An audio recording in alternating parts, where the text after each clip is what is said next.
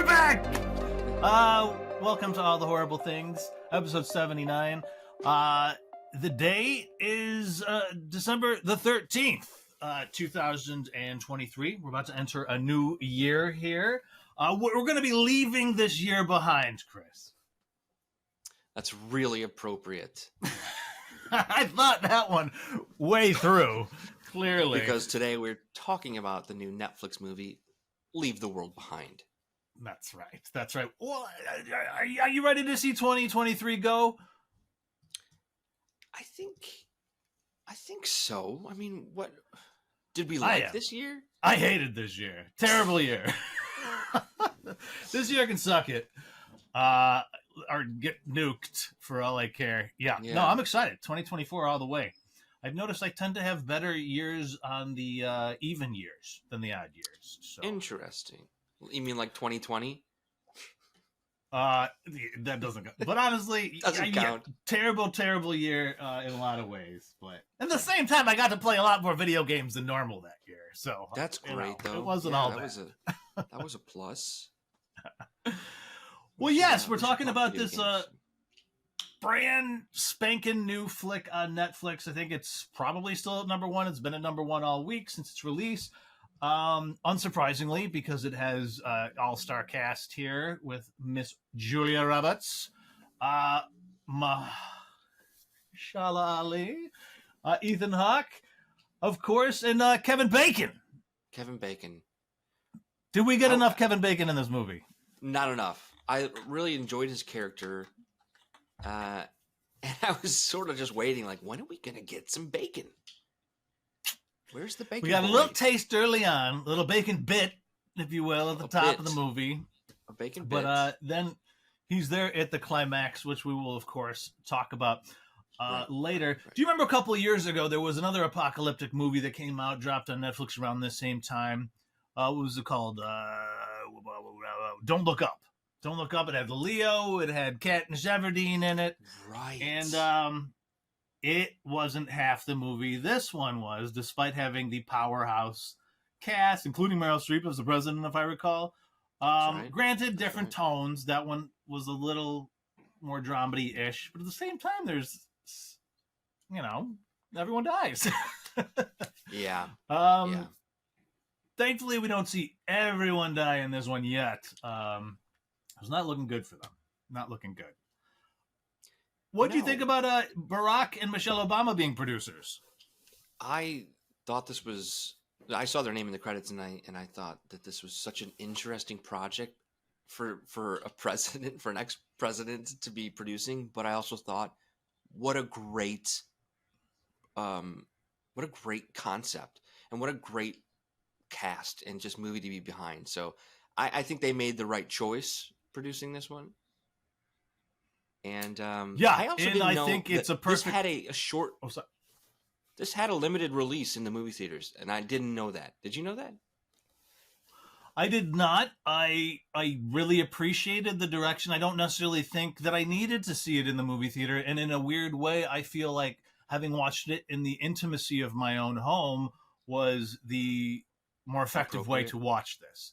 Well, first of all, I mean, there's not that amazing effects or anything. This is a much more intimate apocalypse story. Right. Although there was one pretty amazing effect with the plane going down on the beach. Oh yeah, you're right. That was probably there are a couple really fun moments. Yes, and all the smart cars I thought was really cool. But I think this movie is at its best when it is just contained in the home and the couples just talking. And I say couples, and I shouldn't say couples because one's an actual married couple and the other is a father and a daughter. And you know what's funny is that I watched this trailer and heard about this movie when I was staying at an Airbnb when we were just in Hawaii. And I thought, oh my gosh, this is such a great idea for a movie. Just that interaction or conflict that I had not seen before. And who's in the right, Yeah, no, I completely agree. And yeah, what a unique place to have heard about this one. It is based on a book, a novel that I guess there was a bidding war, and Netflix actually won the bidding war over the rights to the novel. But yeah, I completely agree. I feel like it is a new take on apocalyptic narratives. Looking back, closest thing I can kind of get the feels that I get with this one, the mood and the tone, is Michael Shannon's Take Shelter.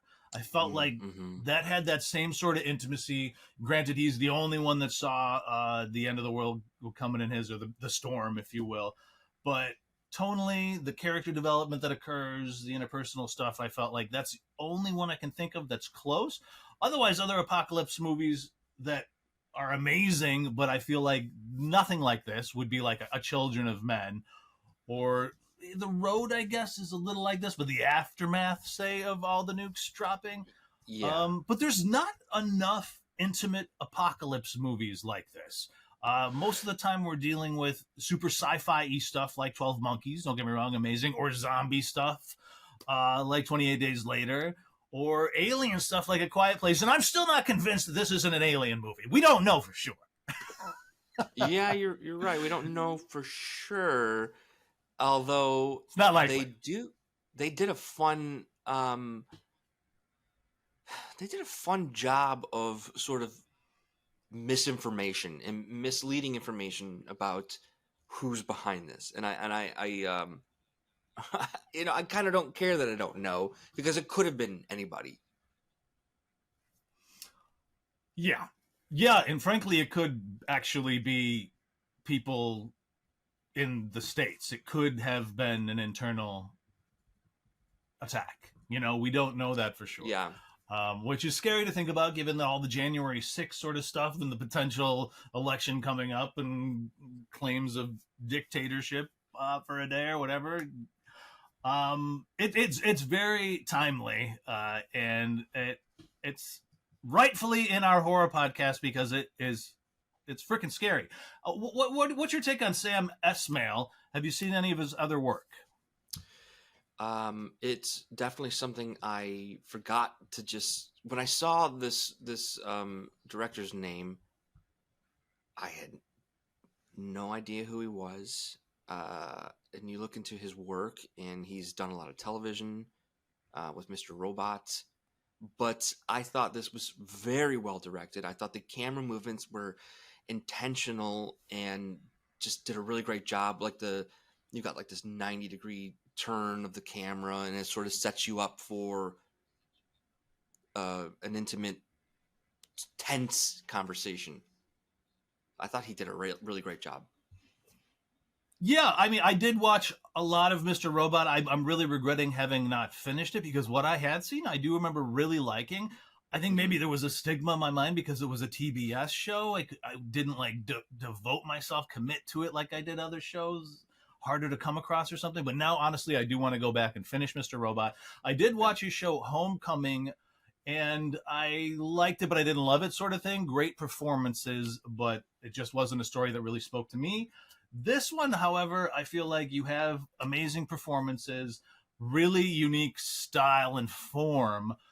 The biggest criticisms that I'm reading about is a pacing. What did you think about the pacing? I didn't have a problem with the pacing, and I think the pacing sort of, is incredibly important in this movie, and I thought it needed to be a little bit of a slower. We're all in waiting. The characters are waiting for information. There's no technology that's there for them to be helpful. And I think when you remove those from the equation, I think you need to have a bit of a slower paced film, just for as far as the storytelling goes.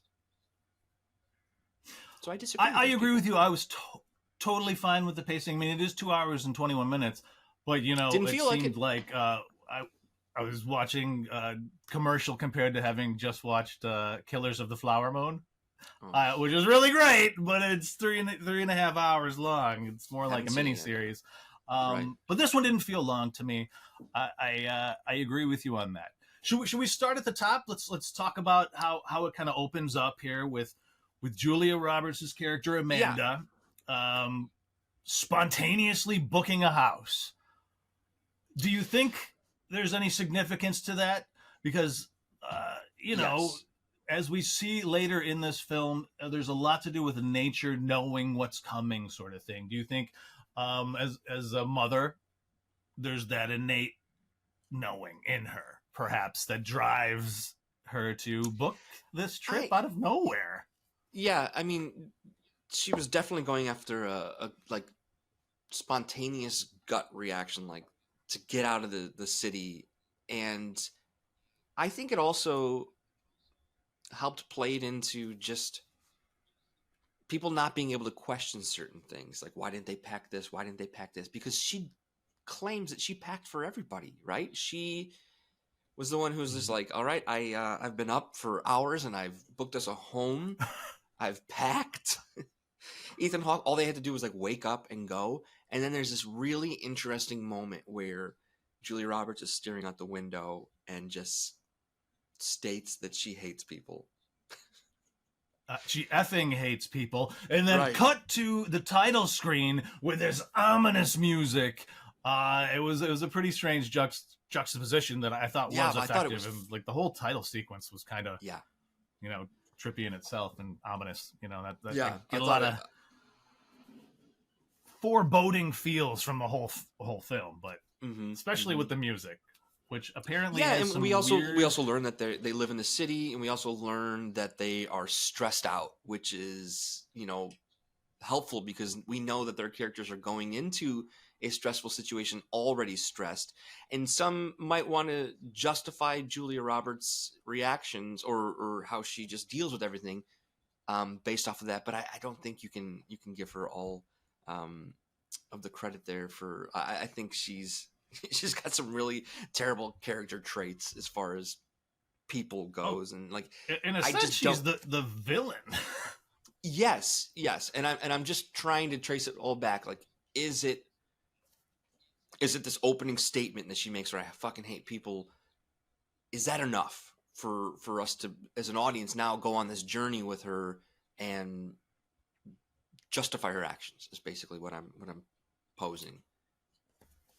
Right. I don't necessarily think she is our protagonist. I feel like she's the Mm-mm, more antagonizing force, and I'm not even going to go as far to say that Clay is the protagonist, mm-mm. Ethan Hawke's character. It's all G.H. Scott, played by Ali. You Gh. know, his character is our hero in this film, as much as there can Yeah. be a hero in an apocalypse film. What do you think about the kids?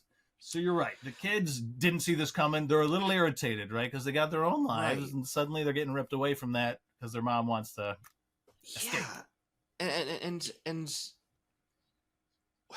I think we get a really good idea of who these children are and who they take after uh, early on as well, because the older brother is not a very good older brother to this Mm-mm. little girl. I think he puts fear in her, and he's just overall mean. Like, he's a bully when he doesn't need to be.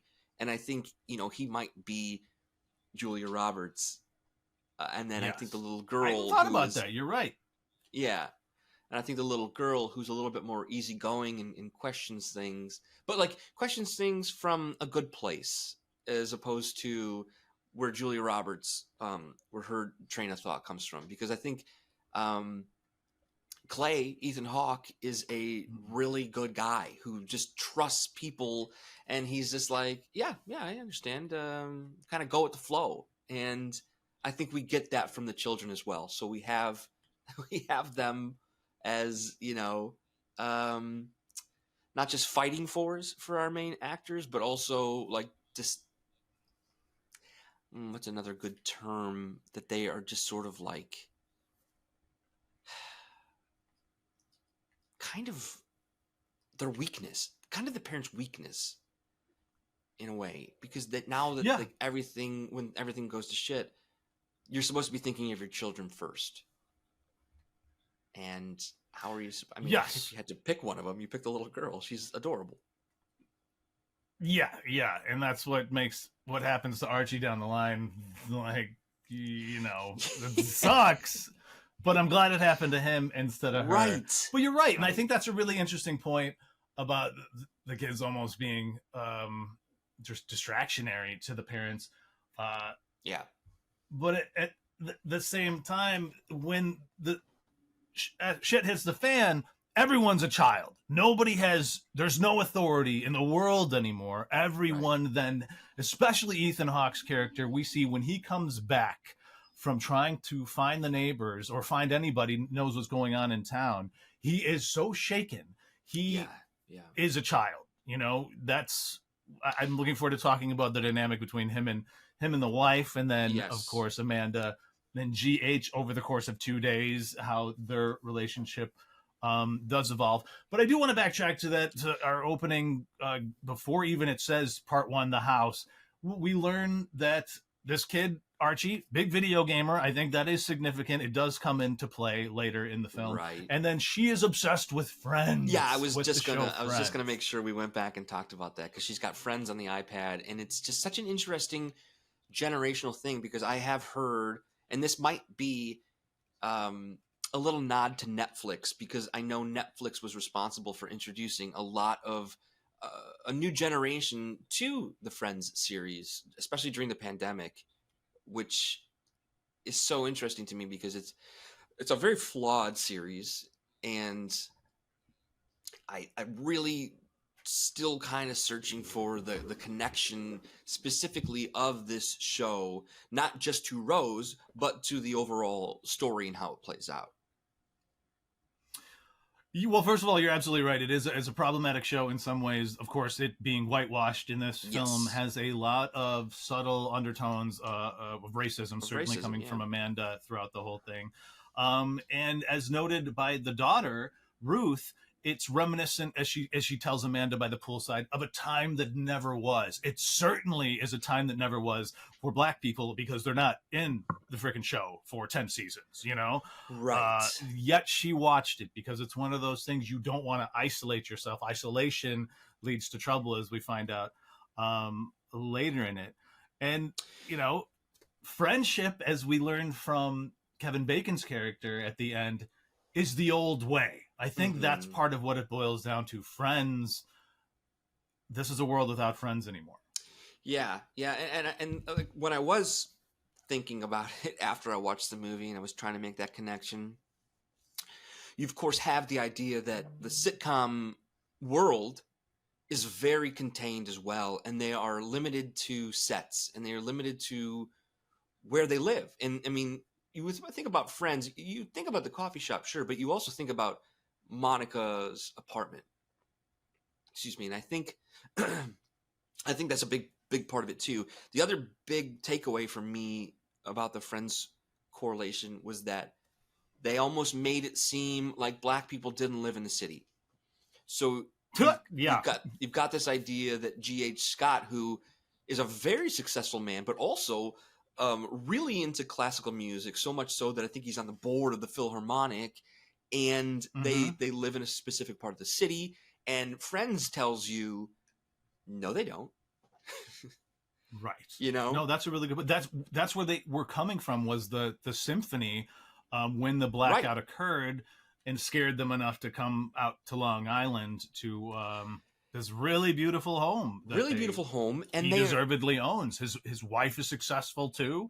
She sells art across the world, and we are led to believe she's probably donezo. Which adds a lot of extra tension, certainly between him and his daughter, and then later between him and Amanda. But I love that they were coming from the symphony, and I love that that's the introduction we get to GH, but that Julia Roberts and Ethan Hawke get. Who's going to turn away someone in a tuxedo and in a nice dress? It's like if they had these characters dressed in anything else, it's just so well thought out. And we would still believe GH, I think, that if he wasn't in a tuxedo, but the stakes would be so much different. And the story about letting strangers into what they're claiming is their home, even though GH is like, you're Amanda, we emailed. And, it's that whole idea that you don't know people behind an email as well. But when someone shows up to your door in a tuxedo, you're gonna tend to believe their story more. I'm talking about anybody. I'm not talking about race here either. I'm saying the tuxedo is the ultimate design of class. You know, it would be a hard, if you are a scammer, right? It would be a hard thing to procure. Yeah. And she was, of course, also in a very expensive looking dress, Ruth, Yes, as well. yes. But that's a really good point. Especially, it adds to us like disliking Julia's character when she's all like, "We don't know for sure that this is their house. Maybe he's the housekeeper and she's the maid." Oh, I and know. You're It's absolutely like, right. oof, Would they be oof. wearing that? She's just And you very wanna, like- subtly racist. You want to slap her through the screen and say, "Stop that! Stop it! Stop that thought process." This man not only knows your name, he's dressed to the nines, and he also has keys. And they could have gone to the side door. They say we could have gone to the side door. We wanted you to see us for who we were. He's got a beautiful car. Everything suggests that this is his home. Keys to the liquor cabinet. We'll get to that in a second too. But yeah, you kind of want you kind of hate Julia Roberts in this moment, or you do. You do. Yeah, she's completely unlikable. But that's what I was going to say. Ultimately, I do think this. I'm tempted to read the book again because I feel like the avenues for character development are so rich. Because we do learn that she's from her job is in PR, right? Is in ad work, advertising work. So she is used to facade. She is used to fake. So it does kind of make a little sense that, okay, maybe she can see past the surface and perhaps see the duplicity behind it that's not actually there. And then, of course, you got Ethan Hawke's character, who is a college humanities professor, English teacher, he sees the good in humanity. I think it boils down to he feels like humans are innately good, and she doesn't feel that way. And what I also find interesting in terms of the gender dynamics going on here, both the women are the most distrustful in this. The men are very trusting. Even G.H. Scott's, Ali's character, should have been less trusting, especially when we find out later that one of these big bankers that he works for had moved around money, had essentially seen it coming. Similar to how he talked about, I kind of saw this coming myself with the patterns in the market. He didn't not trust him until all this started to happen. The men in this are trusting. And I'm not sure if this is a commentary on how we are innately, and women are just a little more worried that we are going to destroy the planet. I mean, as they always say, if we had women leaders, would there be war? Right. And no, I think it's a generalization, but I think that is the overall message here. And I think there's a moment that we get a little bit of inside, like Clay is talking about an ex-student who's writing a book, an additional book, and it shows that he has promise for humanity. Like, he's like, this is going to be a great book. I'm going to be ready. She wants me to write the foreword. Then there's a moment where GH is with his daughter. They have to sleep in the basement. But I think he does let out a little bit of, like, he shows his cards. He's like, we need, I think he kind of lets on that he doesn't necessarily fully trust them, but we have to do this. I forget the line he says, but it's something that's like, and they're looking up and that beautiful camera shot goes from the basement. And it raises through the floors into the bedroom. And we see that storm of an ocean that's the wallpaper behind them. And it's, biblical is what it is. It's foretelling the flood, which becomes one of the chapters of the film later. Yeah, absolutely gorgeous. And of course, as noted, there's no pictures of GH or his family anywhere around the house, with the exception of the one locked room, which is the only place that Ruth can actually get a reprieve from everything. She goes in there and smokes her vape. I feel like the dynamics between the two families is really tense, almost as tense as what's going on in the outside world.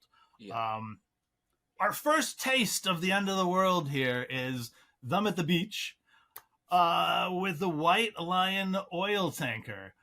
What'd you take of that scene? Would you have jumped up and left earlier? Me personally, yes, but I understand why people wouldn't, because you're like, well, it's so shallow here. Why would it? There's no way it's coming this direction. I do love that the daughter, Rose, is just fixated and she is staring at this thing just I like to believe that she didn't take her eyes off of it this whole time it's approaching. And yeah, and it's just another, like, maybe a little bit more on the nose of the doom that's approaching. And it's not as slow as you think. I mean, it's just on its way. And that's another Right. great Yeah, it big, was almost like big a effect. mirage, optical illusion Yeah. that then just comes crashing in there. What's interesting is white lions normally symbolize purity. Hmm. And of course, here, this white lion is an oil tanker. Yeah. Not only that, but it's crashing into the world, corrupting and, It's what's wrong with the degrading. world. It's what's wrong with the world. The oil tanker. It's oil. The greed in the thing that separates humans and what we fight over. We literally have wars over it. When that goes down, yeah. I think you understand that, like, humanity has lost a grasp on things. 100%. I mean, the animal symbolism throughout it is really effective. I feel like. Yeah, we haven't talked very about curious if that translates in the book as well. Right.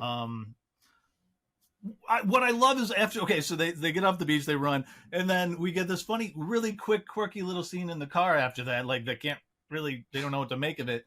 And then Julia Roberts' character's like, oh, that's Starbucks.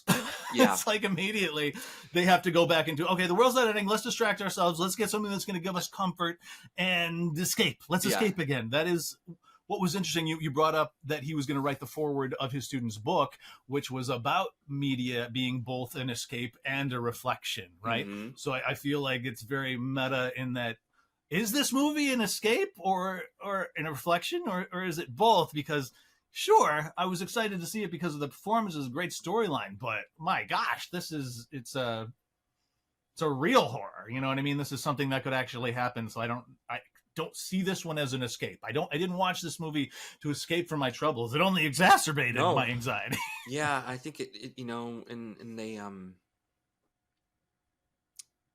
at what point did we meet Kevin Bacon? Because I think he is also a really important part of our story, but also of the type of people that are in this world, the doom preppers,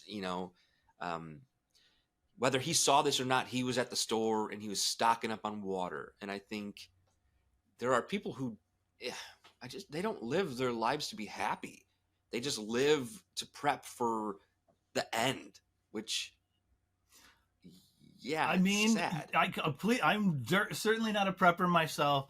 But he was right, which is like this gross irony going on here, but it also, I feel like there is that kind of parallel to what I think he was kind of representing, possibly like a MAGA-esque sort of person, right? Absolutely. Somebody to make America great again, and the world's imploding with all this democraticness. And if you remember, the alerts that she wakes up to that morning are MSNBC, Washington Post, the New York Times, all just synonymous with, lib. Yeah. And here's this character who, the media, again, like her in a way, sees the worst in humanity and expects the worst. And in this film, it's inevitable. Yeah. Yeah. But then the kids are oblivious to it. They're back swimming in the pool after that oil tanker. They're just... Which is a very interesting moment. It's just, there's so many, the dialogue's great, but you're right. You have this moment between Ruth and Amanda where it's like, don't tell the kids about this. They don't need to know. It's not even anything. And she's like, I disagree with you. This is something. But then Amanda refers to them being in the pool like, oh, they're over the boat crashing into the, it's like a new episode for them. They're like, that She literally like is describing their life, their existence, though it were a TV show. You know what I mean? The way it's compartmentalized like that it's not life. Yeah, and do we find out how old Ruth is? Because Ruth is 13. Rose is probably 13. Oh, Ruth. Yeah, I'm sorry. Yeah, Rose is 13. That is unclear. Yeah, I'm not sure. And that's what I wanted to say, because she seems to have the world figured out already. People society in itself, but also very, very mature. Very when she tells Amanda, and Amanda is treating her as an adult. She says, "Let's not tell the kids." So she's already, acknowledging Ruth. I see you as an adult, but I think has the world figured out a little bit better than Amanda, and is just quick to say, "I disagree with you. I think we should tell the kids." And it says a lot about her character in that moment, and you could just tell. And the actress, I could have bought that initially that was his wife. You know what I mean? Because she does have such a mature persona. Right. It is interesting because, as noted, certainly Ethan Hawke's character turns into a child, but she almost becomes an adult because of this. Right. You know? Right.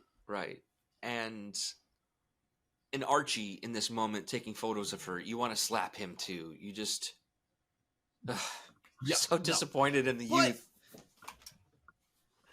One thing that is interesting is it does kind of speak to the fantasy that Rose is invested in as at the age of 13, where he is less invested in fantasy and he's more invested in the carnal, right? Because if you remember, they're both that night trying to go to sleep, and she has her iPad with the friends, the last one there, still buffering forever, while he has his creepy picture of Ruth that he's pleasuring himself to. Yeah. For good or bad, at least he has something to do because he's realistic. You know what I mean? Despite what a pervy means of pleasure it may derive from. I forgot about but that let's scene. Let's talk about the deers. So there's a really, really funny moment later in the film where Ruth describes Rose as staring blankly into the forest like Donnie Darko. Yes. Illusion. Great reference. She kind of does see the future like Donnie Darko and sees this impending doom. Yeah. Well, to me, when you even the first inclination that the deer are gathering out there, to me, it seemed like it was a bigger global, I should say, a global situation where maybe the Earth's was like rotation was changing because animals can sense the slightest of things instead of whatever is going on that's taking technology. They're claiming it's hackers. How would the deer one know about that? Was it just based off of their sense that they're pulling from humans? But it was. I think it's probably the nukes that are potentially going off all around the world. Yeah. I'm assuming that would be my guess. Is that's what they're sensing. I did look up here in terms of deers. In many cultures, the deer is a symbol of spiritual authority. So it could be, especially at that scene by the shack we'll talk about in a minute here, them like saying, "We're taking this back. You guys effed it up. We're the authority here now," right?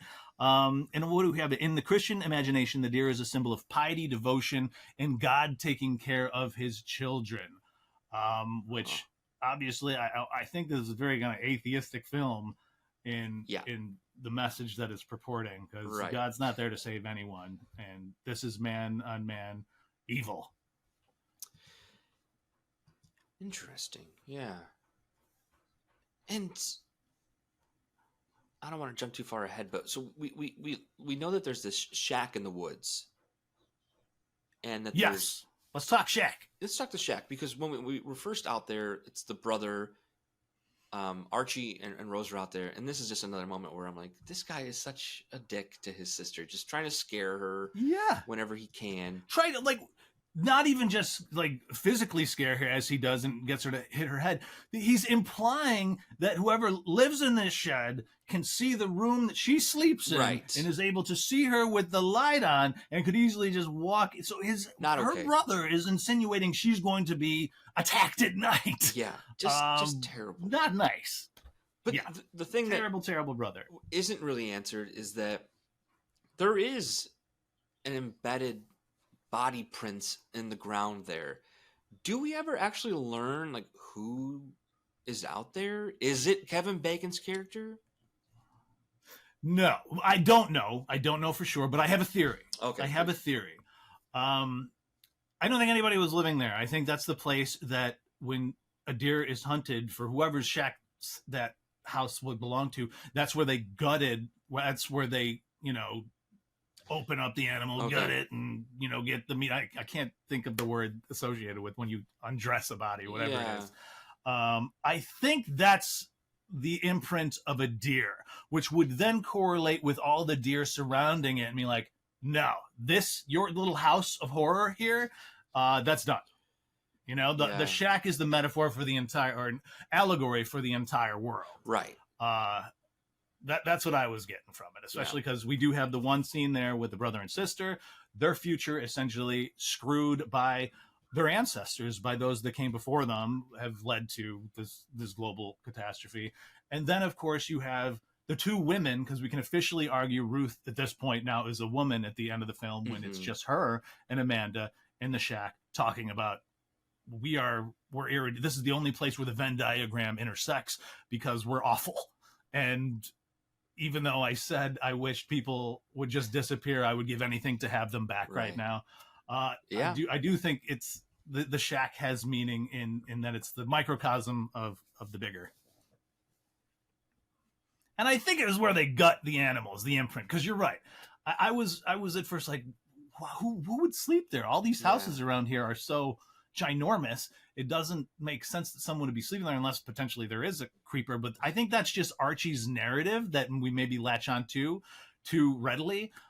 Given the equipment that's on the wall and stuff, I think this is a utilitarian shed where they go to skin animals.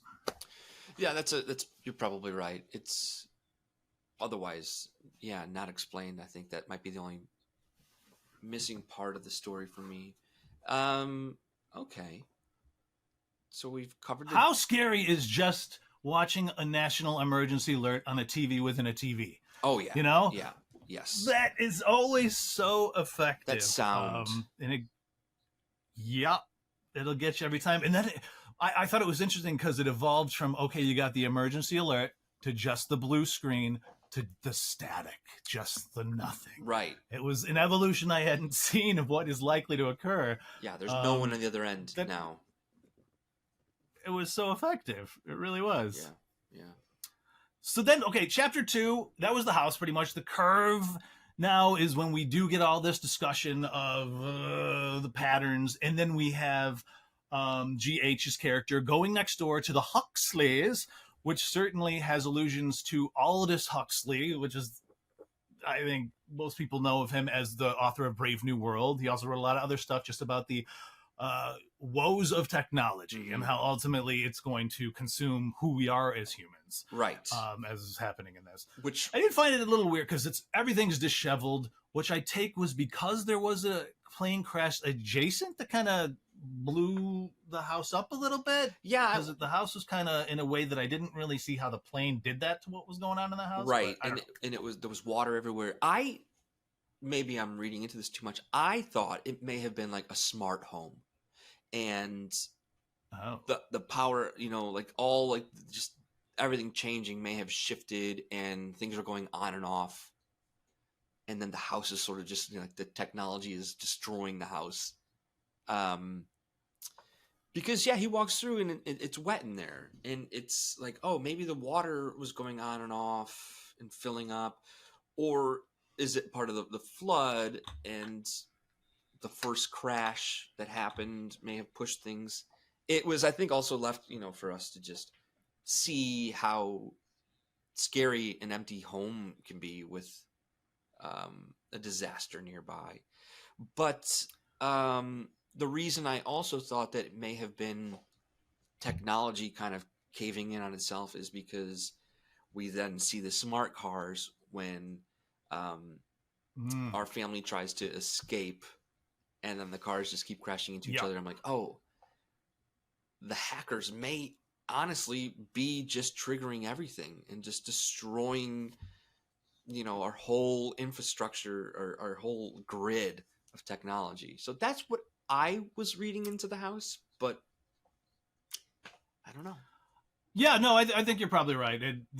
So essentially there's more going on with AI here and the dangers of that than I think was I think on the surface, you had to dig for that, because even like how did he know there was a satellite phone at that house? I mean, was he that close to the They Huxleys? must Maybe? be, yeah, they must be closer, and like they spend their summers out there together or something, and that he, two And dads then there's drinking beers in the garage or something, and he tells them about it. I don't know, something like that.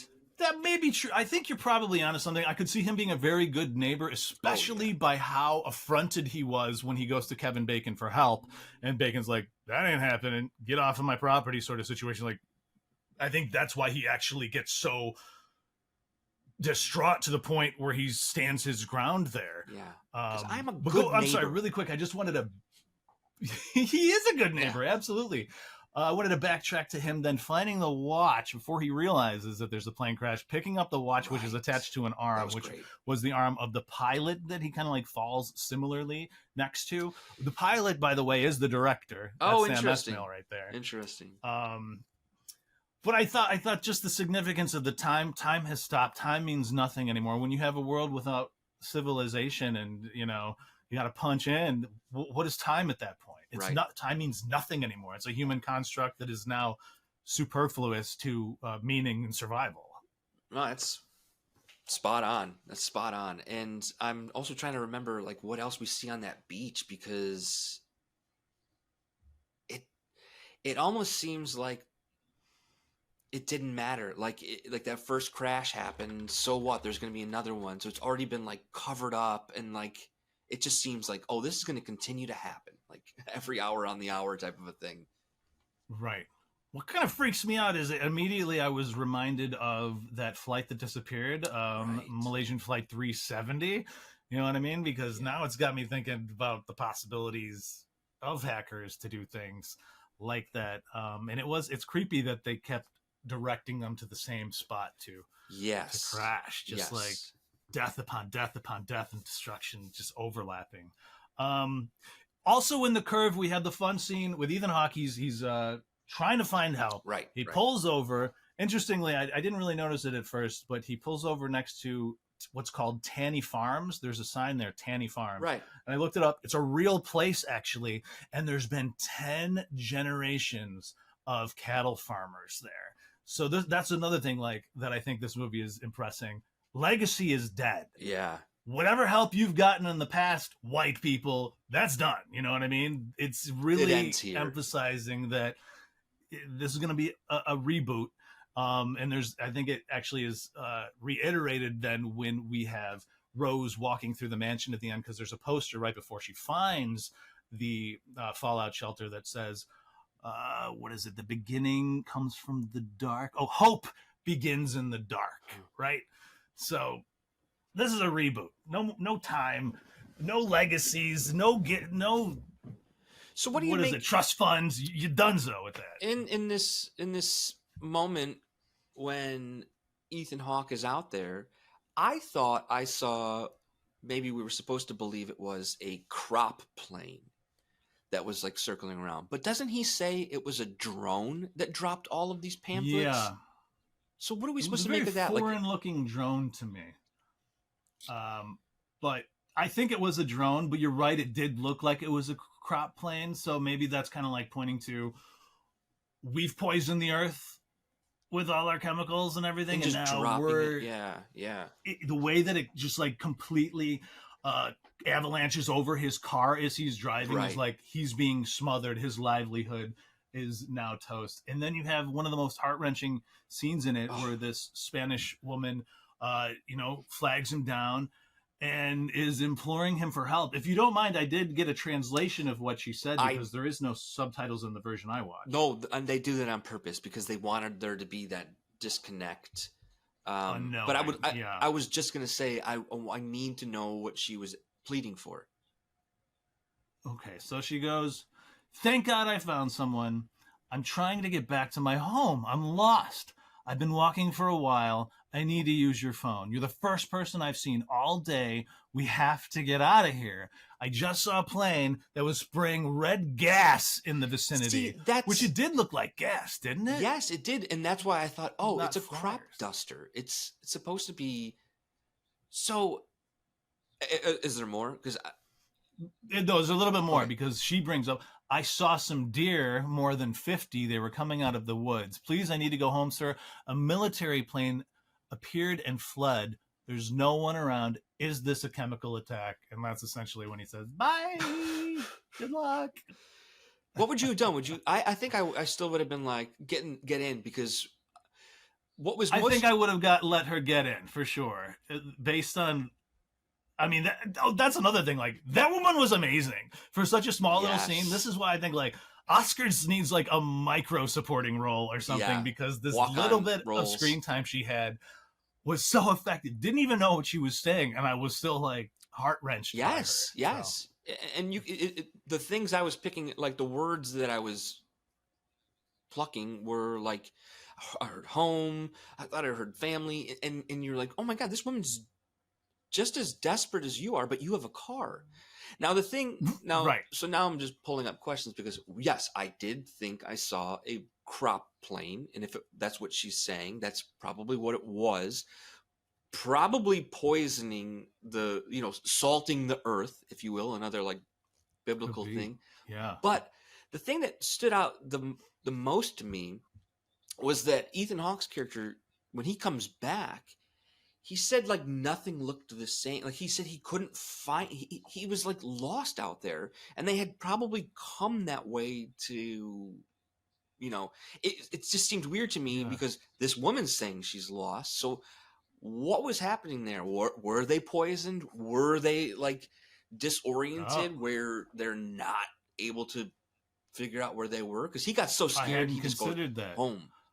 Yeah, that's what I had thought. It was just one of those things. He was driving for just a little bit and trying to get the ready to work. It wouldn't work. He'd pulled over and then dealt with her, and that freaked him out to the point, I'm going home. That's it. Yeah. But I'm going to have to go back and look to see if that is clearly the flyers only, or if there was some mist coming out of there, because that's an interesting extra facet. Yeah, I don't know. That is pretty interesting. Should we talk noise? Yeah. Yes, that's another thing I almost forgot about. Yeah. It's a like, not just a drone sound. It's almost sounds mechanical. Like, it didn't just sound like a normal like. What did you make of that? So we learned later. Honest to goodness, I think. Right, I think that's probably what it was. The only thing that throws me a little bit is the second time we hear the noise, I feel like you hear booms, bomb blasts preceding it. But I think it's more likely what Kevin Bacon's Danny character notes at the end, the likelihood of it being this Havana incident, Havana syndrome, like attack that involves microwaves that are made audible, which then, this radiation. This is something that happened in Havana when there was American diplomats there, and they all had these strange symptoms that led from all hearing the same crazy tonal horror, which, another thing we can have nightmares about is being attacked audibly, right? Which, and leave it to mankind to just find a crazy twisted way to hurt more mankind. What twisted, guys? What if we could just blast them with sound? Then we don't have to use bombs. We just blast them with sound. Ugh. And significantly, Archie doesn't cover his ears the first time. Granted, we also see that he gets bitten by something. I'm no expert on Lyme disease, but I'm pretty sure it doesn't happen in a day. No. So I think it's because he didn't close his ears in time that he's losing his teeth later. Yeah. Crazy. And I love that when he does get bit, he doesn't tell anybody. It's like that toxic masculinity where he's like, I'm fine. Instead of saying... Right. It was an ugly looking little bite too. Yeah. Which I was starting to wonder, like, is this just like another wave? Like, is this the locusts? Like, did they put out some poisonous bugs too? There's something there. There's definitely a crap ton of biblical allusions going on through this, First Testament, end of the world sort of stuff, right. God's wrath stuff. But and to just divide the movie up into chapters too seems very biblical. True. That is a really good point. What about the flamingos? Are there flamingos in New York that I'm not aware of?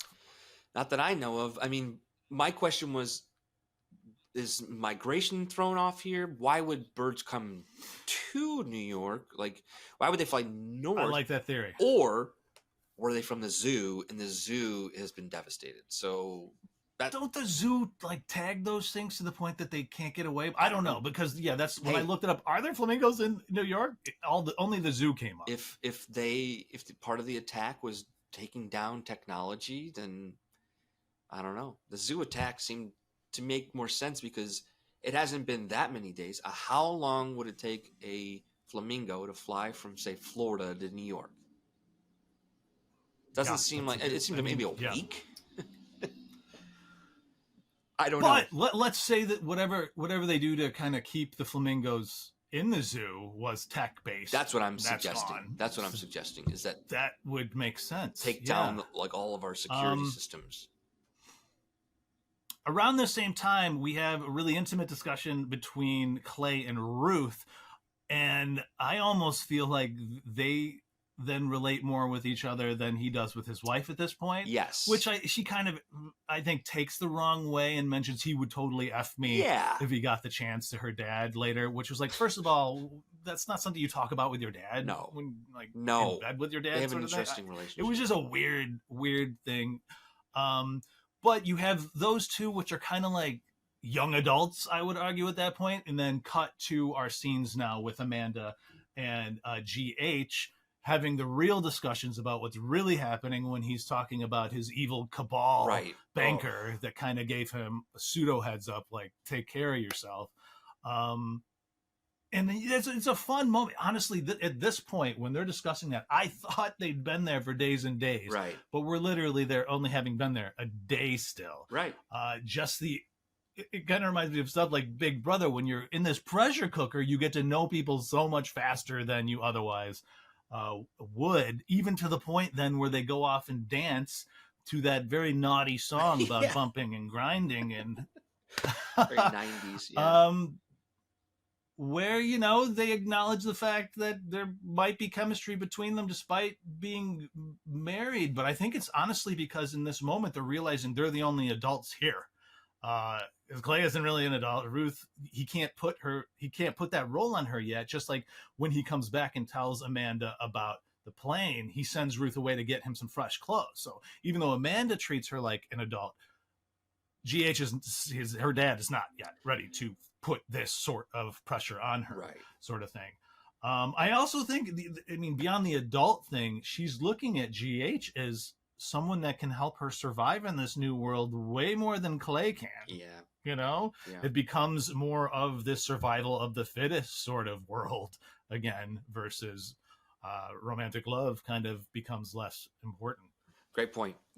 Because it's that interesting, like you're saying, like how quickly things evolve here. But I think, like you're saying, I think one, there was a little alcohol involved, but two, they were feeling vulnerable, so they were able to actually connect in that way, which, because of the heightened stakes of everything, I think people are more willing now to open up. And we know now that Amanda had her guard up from the get-go, and she's finally able to drop it, and she's no longer the horrible person that we were introduced to, even though she still has some terrible, traits. It was a very big arc for her within a short amount of time for her to, it was. I also just think that's for sure. Let's talk about performances here. I don't think I've ever seen Julia Roberts in a role like this, where she's playing someone dislikable, unlikable. That's a good point. Yeah, she's a Karen. Yeah, she's very Karen-esque in this. Yeah. A subtle Karen, I'll give her that. But you're right. She's not likable. She has to have been a villain by now, no? You're right. I can't think of anything off the top of my head. I mean, no, I can't. You're right. She definitely... That's in terms of casting... Ethan Hawke and Kevin Bacon, to me, are very similar in the sorts of roles they would get. You know what I mean? They both have done a lot of horror.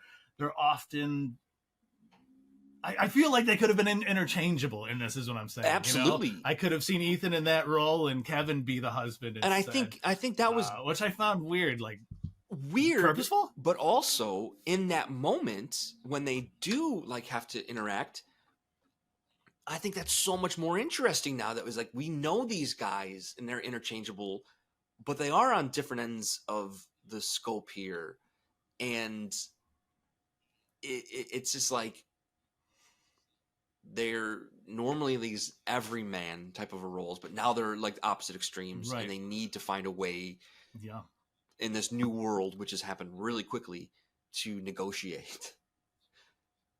Clarify for me, do they get the medicine or not? Because I'm going to be honest, there's 2 moments in this where there's such hyper cuts during very tense moments where I kind of lost the plot there. I felt like they did not make it clear enough that Bacon he does let it go and he does give him the medicine. He does. Okay. And I thought it was interesting, right. because I think it was like a pill, and I don't know what it was, amoxicillin, whatever it was that's going to fight this, which in one pill.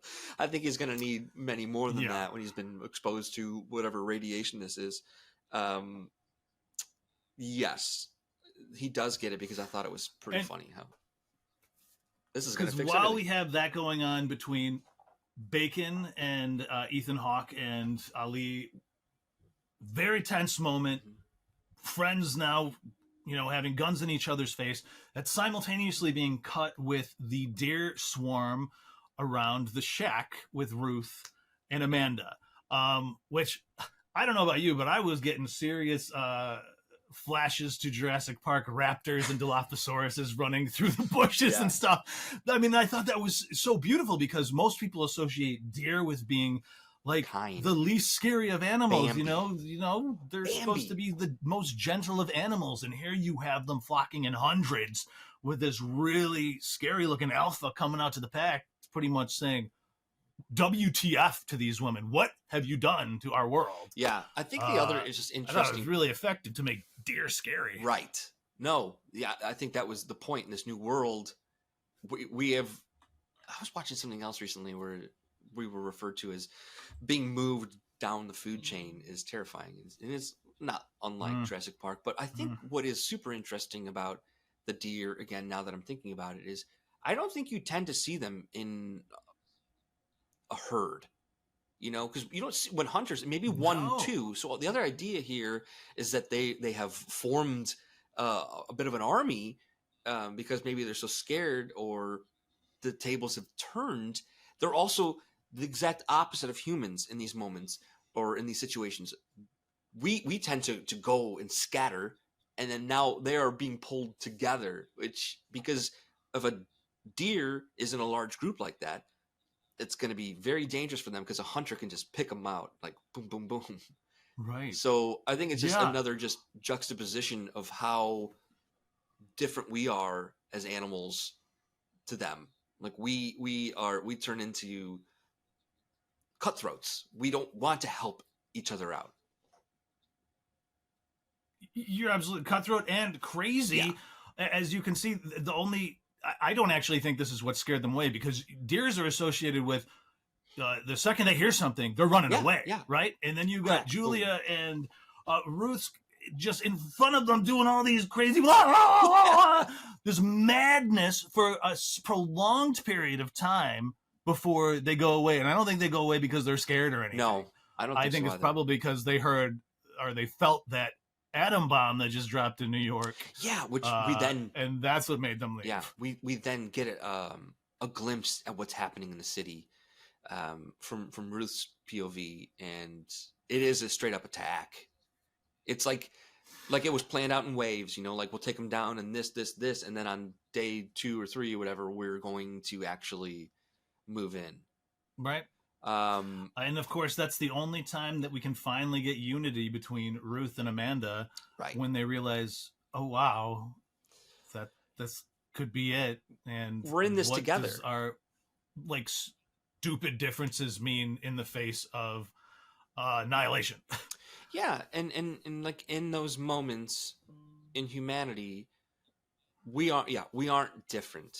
throw away class, race, anything, and we are just two humans who could die at any moment. Yep. Okay, the ending, controversial. Let's talk about Rose. She finds the mansion. She finally is brave enough to go in there, and then after we see this mushroom cloud unity moment, we find Rose sitting at the table like she's Viggo Mortensen from The Road who hasn't seen food in months. What the heck is she doing eating? Like, she's eating all of the candies. Well, it was weird. Why is she gorging like that? It's just kid thing, right? It's because she's a child, and how else would you act or react in this moment? I think there's something. It was very, very juvenile and carefree, just naive, maybe. Like to find the joy. And she no supervision, right? It's like Kevin in Home Alone. Yeah, okay. That's a really good comparison. She is Kevin in Home Alone in that moment. There's no rules anymore. Who's going to tell me I can't eat candy whenever I want it?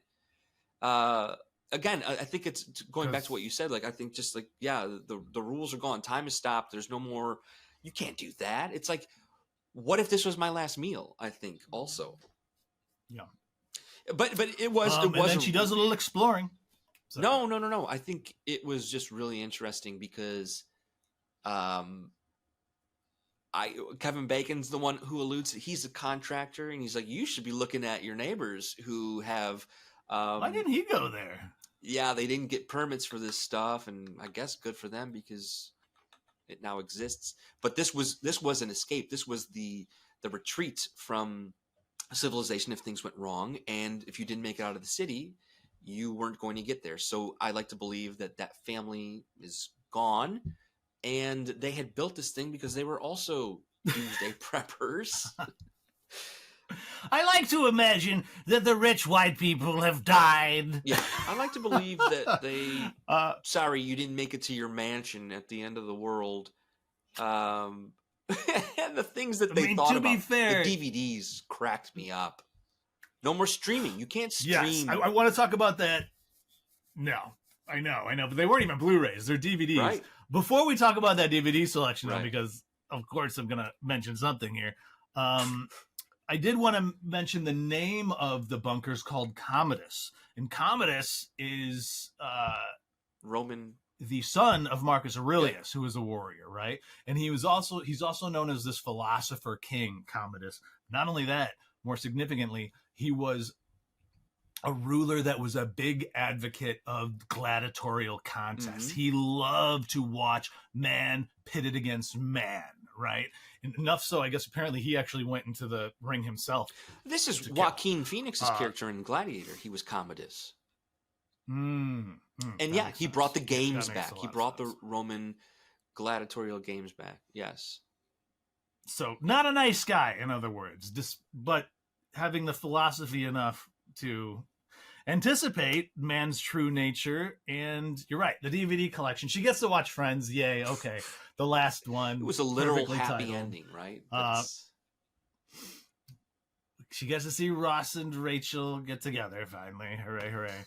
I'm curious what she's going to watch next, though, because I sure hope it's the DVDs that are featured most prominently when we cut to the DVD shelf wall, which is, of course, Buffy the Vampire Slayer. And I have a theory why it is Buffy that's focused on. Please do tell. So, first of all, it's such a great show, and probably Sam Esmail is a big fan of it. Probably. More significantly, Buffy is a show where she's constantly fighting the apocalypse, constantly saving the world from doom and apocalypse, and specifically vampires, where the evil is coming out of the ground. Well, this is the inverse scenario where the only way to live beyond the apocalypse is to go underground. So we have, again, this allusion to people being the vampires, people being the bloodsuckers, and hell being atop, not below. Sure. That's what I thought. Like, as it was center frame Buffy with all the seasons. Out of the sunlight, right? Out of the sunlight. And I think there's also something about the idea of a kid being a hero, and Buffy was a child, and in theory, That's Rose, true. she's the one who found this Shangri-La, That's a good if you point. will. But other than that, I really didn't know how to go back to friends as a happy ending. I thought that was just maybe more for the character having some closure, and it was her. It was her way of finding happiness. I don't know. I think it's a little bleaker than that because they've talked so much up till that point about how media is either an escape or a reflection. Yeah. And this is just, she's gonna put it all in the back of her head. That's true. And she's And the gonna start bleakness is something like, new, okay, you know? this is still the beginning of the apocalypse that you just wandered into. You just found the thing that made you happy, and now it's going to be gone. So maybe that's another way to look at it. Like, well, probably should have saved that one for another day. Yeah. But she's got I Buffy. actually wanted to back you up on hoping that the people who live there are dead. It's because I don't know. I didn't notice it myself. I saw a video that noted that all of the food in the pantry in the bunker is problematic, like Aunt Jemima or Trader Jose. It's all of these really ethnically charged products that are in there that, you know, somebody that's racist would like because they do. Yeah. You know, they're not willing to move on and change with times. They're like, right. Yes. Oh, we're going to live forever. Boils back to legacy. That's done. Life is not going to be easy for anybody, not even if your daddy. Well, then, yeah, hopefully they're dead. Amen to that. Hopefully they're dead. But that's all I got. Other family gets to live there. I really did enjoy this movie, and this is a type of movie, you know, you still want to be able to see cinema in the theaters, but if there are going to be straight to Netflix movies, at least have something that was, you know, original like this. Yeah. That's why I look to novels. I mean, that's why I think there's look to novels to get your ideas. Yeah. Enough with the sequels. And as much as I love a good Marvel movie, I'd rather watch this any day these days. 100%. So. Completely agree. I agree. Great movie. And to our beloved listeners at the 1 hour and 7 minute mark, sorry, first of all. This one needed talking. And this one needed talking about. It did. No, a lot of implications to this one. But yeah, like, subscribe, all that jazz. And unless you have anything else? No, I think what we'll try to do is get 1 or 2 more episodes out before the end of the year. Maybe cover some holiday stuff next week, some new holiday horror. Yeah, so keep looking for some new episodes. And stay alive.